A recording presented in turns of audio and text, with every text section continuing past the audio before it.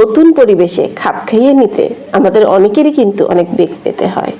আমি সবার কথা বলছি না, তবে অনেক মানুষই আছেন যারা নতুন পরিবেশ বা নতুন স্কুল, নতুন কলেজ বা নতুন ইউনিভার্সিটিতে যখন নতুন কোনো মানুষকে ফেস করতে হয় খুবই ইতস্তত বোধ করেন।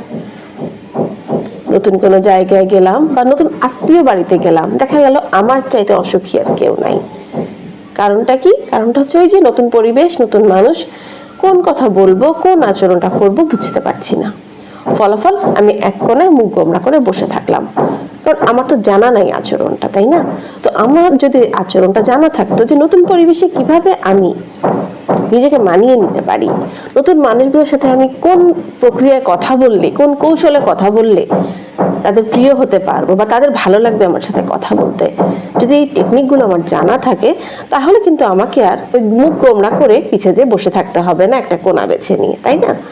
তো সহজ কিছু কৌশল আজকে আমি জানিয়ে দিচ্ছি, যে কৌশলগুলো অ্যাপ্লাই করলে যে কোনো নতুন জায়গাতেও আপনি সহজেই সম্মানীয় হতে পারবেন আশা করা যায়।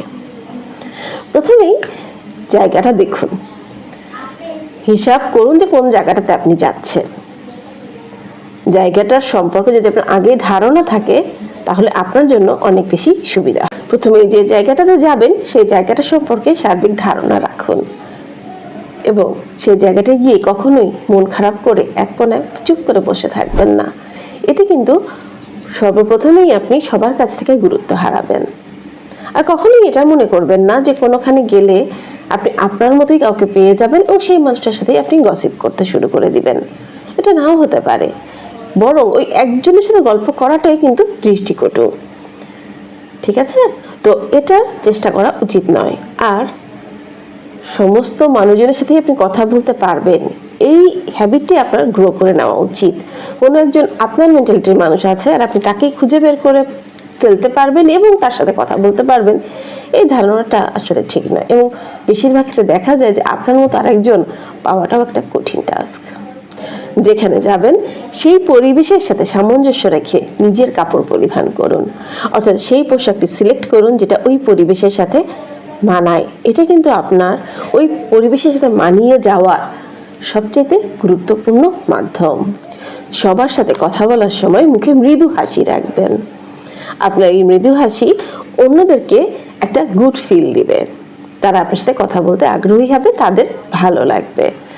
তবে এটা খেয়াল করবেন, যদি আপনার সাথে যে কথা বলছে তার বলার উদ্দেশ্যটা হয় দুঃখজনক কোনো ঘটনা বা দুঃখজনক কোনো কিছু, তবে সেক্ষেত্রে কিন্তু না হাসাটাই শ্রেয়।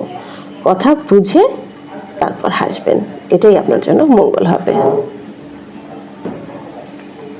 যার সাথেই কথা বলেন না কেন সুন্দরভাবে গুছিয়ে মার্জিতভাবে কথা বলবেন এবং আপনার কথার মাঝে তাকেও কথা বলার সুযোগটা করে দিবেন। কি নিয়ে কথা বলছে তা আগে ভালোভাবে বোঝার চেষ্টা করুন। আগে থেকেই নিজের মতামত চাপিয়ে দেওয়ার চেষ্টা করবেন না। অনেক সময় অন্যের মতামতকেও কিন্তু গুরুত্ব দিতে হয়। কথা বলার সময় যার বা যাদের সাথে আপনি কথা বলছেন তাদের আচরণ লক্ষ্য করবেন এবং নিজের আচরণ এবং কথার মধ্যেও বিনয় রাখবেন। সেখানে নিজেকে মানাতে হবে এবং তাদের পরিবেশকে সার্বিকভাবে পর্যবেক্ষণ করতে হবে। বেশি কথা বলার চেষ্টা না করাই ভালো, এতে অন্যেরা বিব্রত হতে পারে। আবার কম কথা বলবেন না, এতে কিন্তু আবার আপনাকে অহংকারী দেখাবে। বুঝে কথা বলবেন, না বুঝে কোনো কিছুই করা ভালো নয়। আর আপনার যদি কোনো কিছু বুঝে না আসে পরবর্তীতে সেটাও জেনে নেওয়ার চেষ্টা করবেন।